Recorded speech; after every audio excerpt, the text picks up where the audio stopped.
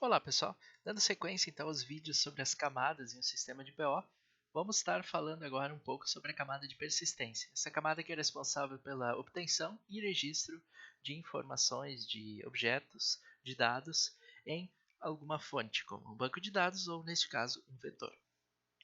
Iniciando então aqui pelo método main, como comentado nos vídeos anteriores, o método main ele inicia abrindo a tela principal, que por sua vez na opção 1, que foi usada como exemplo, abre a tela de cadastro de correntistas, que por sua vez tem o método também exibir e gera alguns dados aqui, 3 variáveis que utiliza a classe entrada para estar entrando os dados e cria um objeto do tipo correntista, passando como parâmetro esses valores obtidos pela classe entrada.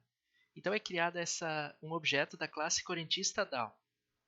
Essa classe que vai ter, então, os métodos e as funções de estar recuperando informações e também inserindo ou no banco de dados ou em um vetor. Aqui no exemplo, utilizaremos um vetor, um ArrayList. Então, criando essa classe, um objeto dessa classe, ela começa a nos fornecer dados para a gente estar utilizando.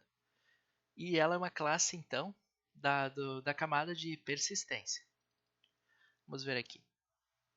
Temos então aqui a classe correntista DAO, da camada de persistência. Vejam que aqui está o vetor com as informações de todos os correntistas. É um ArrayList estático de correntistas. Por que ele é estático? Porque se ele não fosse estático, cada vez que o DAO fosse criado, instanciado em alguma parte do sistema, ele novamente criaria esse vetor e ele acabaria zerando ele. Dessa forma, ele se mantém em todas as instâncias que forem criadas de correntista DAO. Aqui, então, é bem simples. Temos o método criar, que seria adicionar, registrar um correntista, salvar e também para retornar, ou seja, ler todos os correntistas. Então aqui ele simplesmente adiciona o correntista no vetor e aqui ele retorna o vetor de correntistas. Então dessa forma então ele chamou o método criar, ele criou e adicionou o correntista. Dessa forma, então, se voltarmos à tela principal e acessarmos a quarta opção, consultar correntistas, podemos utilizar agora, criar novamente uma instância, como o vetor, lá, o ArrayList, ele é estático, aqui ele não vai estar sobrescrevendo os correntistas já inseridos anteriormente. Como ele é estático, ele se mantém entre os objetos, ele pertence à classe, isso é muito importante. Então, feito isso aqui, ele criou novamente uma instância, criou aqui um vetor chamado de correntistas e chamou o readAll, o que significa que ele buscou aqui na classe correntista DAO e retornou todos os correntistas, ou seja, retornou o ArrayList inteiro. Tendo ele em mãos, foi criado aqui um índice para estar fazendo a numeração, criou aqui um forEach, que o correntista X recebe cada elemento do vetor correntistas e imprime na tela o seu nome com o número, começando em 0. Essa é uma maneira bem simples. Podemos verificar então que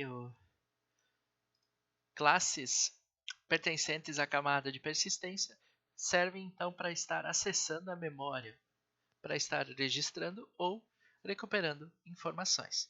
Neste caso aqui, em vez de estar acessando um vetor, poderia estar acessando um banco de dados, por exemplo. E aqui ficariam todos os métodos, os testes, as persistências, as verificações, se as entradas estão corretas. Todas ficariam nesta classe aqui, que faria então o acesso ao banco de dados. Como neste caso ainda não estamos utilizando o banco de dados, o registro é feito em um vetor. De maneira bastante semelhante, a classe ContaDAO faz praticamente a mesma coisa. Tem o ArrayList de contas, né, que seriam as contas correntes, e tem o método de adicionar, é o create, e o ArrayList, que retorna todas as contas. Então, isso aqui seria a camada de persistência. Utilizando o exemplo de cadastrar um correntista e consultar os correntistas para exibir na tela. Espero que tenham gostado, pessoal, e até a próxima.